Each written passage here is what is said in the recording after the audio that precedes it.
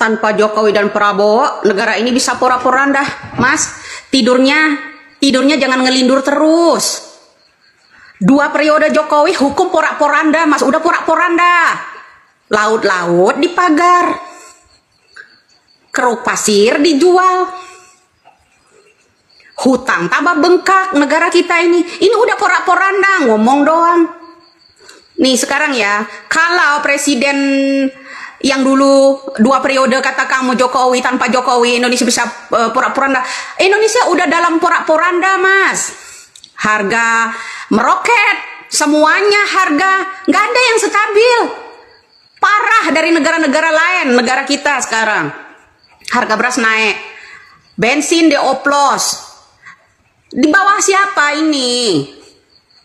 Ya kepalanya Prabowo, dalamnya Jokowi, sama aja. Udah porak-poranda kamu baru ngomong. Tanpa Prabowo sama Jokowi Indonesia porak-poranda. Ngaco, Mas, ngomongnya. Contoh, 7 tersangka tidak bersalah. Masalah narkocoy zabu-zabu oleh Rudiana kala itu 2016. Itu udah Jokowi 2 periode nggak kelar-kelar tuh kasus sampai sekarang. Pura-pura sampai menenggelamkan nyawa seseorang loh. Ya nyawa seseorang, orang tuanya udah banyak yang meninggal. Ya kan? 7 tersangka tidak bersalah, dicarikan barang bukti untuk menangkap mereka, untuk melindungi pejabat, untuk melindungi mafia. Rakyat biasa yang dikorbankan. Apa nggak porak-poranda? Mas, cobalah Mas. Kalau memang psikiater ini kekurangan, ya cobalah Mas. Paling enggak ke Cipto gitu ya. Ke Cipto Mangunkusumo, periksakan diri dulu deh coba. Biar kamu sadar. Kalau baru sebut tanpa Jokowi, tanpa Prabowo, Indonesia udah porak-poranda, hukum, konstitusi, perundang-undangan dirubah, ini Indonesia ini udah porak-poranda. Harga semuanya meroket. Giliran mau bantu rakyat ini untuk menggait suara saja, keluar tuh uang. Suap menyuap ke sana kemari. Ya kan? Suap sini TPS sana kemari. Untuk gelembungin suara. Ya, untuk ngibulin rakyat. Banjirin bansos sana, serangan pajar sana, serangan bansos ke sini. Giliran rakyatnya banjir, kagak ada yang nongol. Ya kan? Rakyatnya banjir, Bekasi tidak, belum ada nongol, belum ada tinjauan tuh. Ya kan? Ya enggak? Ada enggak? Ya pemerintahnya, walaupun Jokowi sama Prabowo sekarang ini, tuh banjir-banjir yang udah melanda rakyat Indonesia ini, udah ulurkan tangan belum? Udah ulurkan tangan belum? Belum kan? Artinya rakyat Indonesia, apalagi rakyat kecil yang hanya disuap 100.000, 300.000, hanya dimanfaatkan buat mereka. Kalau kamu ngomong Indonesia tanpa Jokowi dan tanpa Prabowo menjadi pura-pura itu salah. Ya Mas, periksakan diri dulu sampean. Ya, sampean tuh periksakan diri dulu. Apa? Segala macam harga naik, hutang kita membengkak, pajak semuanya naik, bensin dioplos. Ya kan? Kalau mau benar-benar Indonesia ini berkembang, berantas tuh korupsi. Korupsi Pertamina dari sebelum-sebelumnya, dari era-era Jokowi itu, kalau dihitung-hitung, kalau Jaksa Agung, Kejagung itu mau berbuka suara, nggak disuap, nggak porak-poranda hukum kita ini, Indonesia nggak bakal banyak, hampir 100 juta triliun. Kamu mau tahu nggak? Kalau mau benar-benar buka. Kalau mau benar-benar nggak mau porak-poranda Indonesia. Ini mah laut dikaplingin, pasir dijualin. Ya. Karyawan-karyawan Seritek dibohongin. Ya, betul apa benar kenyataan itu semuanya. Ya, kenyataan semuanya itu. Teman-teman, kalau kita melihat sederet kejadian-kejadian yang terjadi di negara kita ini membuat kita terkaget-kaget, teman-teman. Ya, mengenai korupsi, salah satunya mengenai korupsi, yaitu seperti korupsi di Timah, teman-teman, ya, yang merugikan uang negara 300 triliun, kemudian ya di kasus pagar laut, dan setelah itu ya dikorupsi di Pertamina ini, dan masih ada lagi ya kejadian-kejadian yang terjadi di negara kita ini. Dan itu artinya adalah itu konfirmasi mengenai apa slogan yang digaungkan oleh mahasiswa beberapa minggu yang lalu ketika mereka demo, yaitu mengenai tagar Indonesia gelap.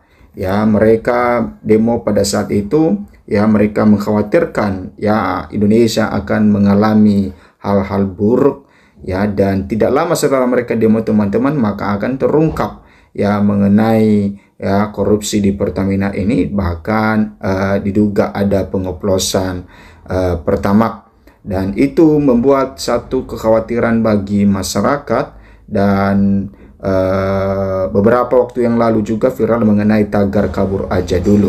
Tetapi beberapa para pejabat teman-teman, ya oknum pejabat yang merespon hal itu seperti Noel, ya dia merespon dengan tagar kabur aja dulu, maka katanya ya kabur aja dulu, ya kabur aja, jangan kembali lagi ke Indonesia, ya. Kemudian ya dari Opung Luhut juga ya merespon mengenai Indonesia gelap, katanya kau yang gelap bukan Indonesia.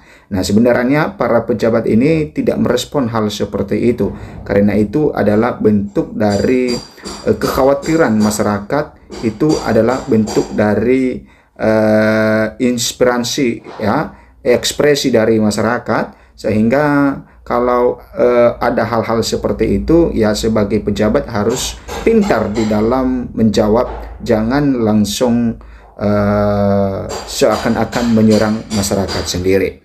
Oke, itu ya kejadian-kejadian yang terjadi teman-teman, dan kita tidak tahu nantinya bagaimana tentang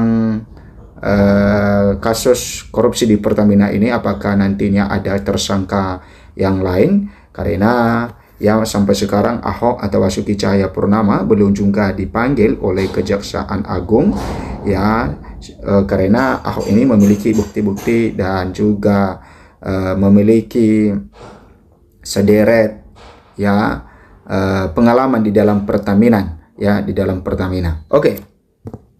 Di sini dikatakan teman-teman, ya Jaksa Agung buka peluang tersangka korupsi Pertamina dituntut hukuman mati kasus saat COVID-19. Nah, Jaksa Agung ST Burhanuddin membuka peluang tersangka kasus mega korupsi tata kelola minyak mentah dan produk kilang pada PT Pertamina Patraniaga dituntut hukuman mati. Burhanuddin mengungkapkan terbukanya peluang para tersangka dituntut hukuman mati lantaran peristiwa dugaan korupsi terjadi saat pandemi COVID-19 menghantam Indonesia. Diketahui pandemi COVID-19 terjadi di Indonesia dalam kurun waktu 3 tahun, yaitu dari tahun 2020 sampai 2023. Sementara kasus dugaan korupsi dilakukan dalam periode 2018 sampai 2023.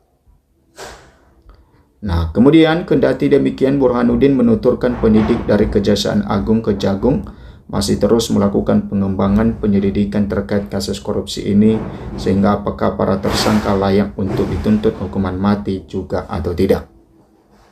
Kita akan melihat hasil nanti selesai penyelidikan ini. Kita melihat dulu apakah ada hal-hal yang memberatkan dalam situasi COVID. Melakukan perbuatan itu tentunya hukumannya lebih berat. Bahkan dalam kondisi yang demikian bisa-bisa dihukuman mati. Tapi kita akan lihat dulu bagaimana hasil penyelidikan ini, tuturnya dalam konferensi pers di Gedung Kejagung Jakarta Kamis 6 Maret 2025. Kemudian lebih lanjut Burhanuddin menyebut hingga saat ini belum ada temuan baru dari penyidik terkait kasus mega korupsi ini. Selain itu dia juga mengungkapkan belum ada penetapan tersangka baru. Namun ia mendesak agar penyidik dari Jampitsus Kejagung bekerja cepat untuk menyelesaikan kasus ini sehingga bisa segera dilimpahkan ke pengadilan. Sampai saat ini masih seperti yang kemarin, belum ada hal-hal yang baru atau mungkin tersangka baru belum. Dan saya minta kepada Jampitsus agar perkara ini segera selesai sehingga masyarakat lebih tenang lagi, ditambah akan menghadapi hari raya seperti itu, tuturnya. Nah, kemudian peran 9 tersangka kasus mega korupsi 193,7 triliun. Sebelum Kejaksaan Agung Kejagung telah menetapkan 9 tersangka dalam kasus mega korupsi tata kelola minyak mentah dan produk kilang pada PT Pertamina Patraniaga periode 2018-2023. Nah, kemudian teman-teman, Ya, adapun perannya adalah